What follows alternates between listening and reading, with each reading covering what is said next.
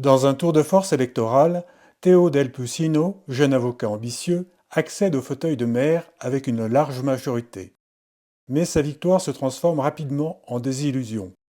Sous couvert d'une légitimité des urnes, il instaure un régime autocratique, trahissant ses promesses de transparence et de gouvernance éthique. Manœuvres sournoises, décisions imposées sans débat et favoritisme flagrant deviennent son quotidien.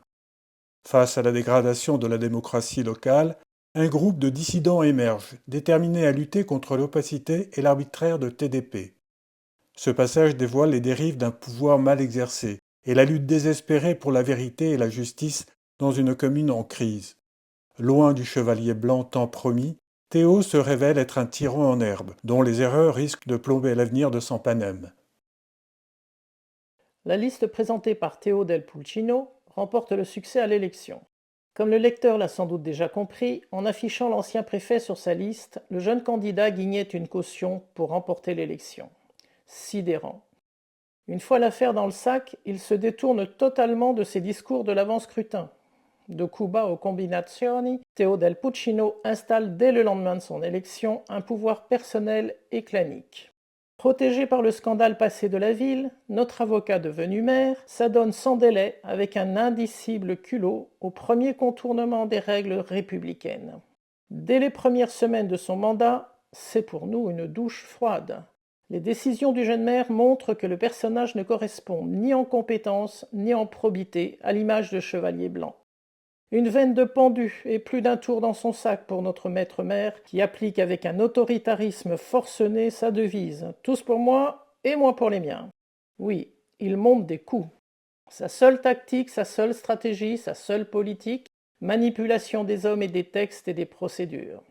Tout va bien à Sampanem ? Non, bien sûr chaque mois, l'avenir s'alourdit de problèmes négligés ou maltraités.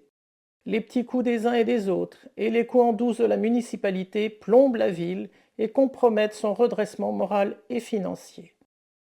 Après avoir constaté l'impossibilité de parvenir à l'intérieur de l'équipe Del Pucino de leur faire entendre à ses élus les erreurs de gestion, après avoir constaté que le conseil municipal n'était qu'une chambre d'enregistrement des volontés du maire, bref, après avoir constaté que toutes les tentatives de dialogue sont vaines, Jean constitue le 13 novembre, soit un mois et demi après l'élection, un groupe dissident pour une gouvernance nouvelle et une action communale énergique, dit Pugnas. C'est désormais la même rengaine du maire en réponse aux questionnements des élus insoumis. Ne discutez pas, j'ai la majorité, faites de recours si ça ne vous convient pas. C'est donc clair, oui, rengaine sur sa légitimité incontestable. Hier. Ne discutez pas, j'ai la majorité, faites des recours. Et maintenant, puisque vous faites appel à la justice, je suspends la démocratie.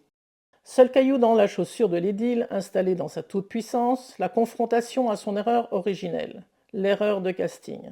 Le préfet honoraire qu'il est allé chercher est désormais désigné comme le vieux à mépriser.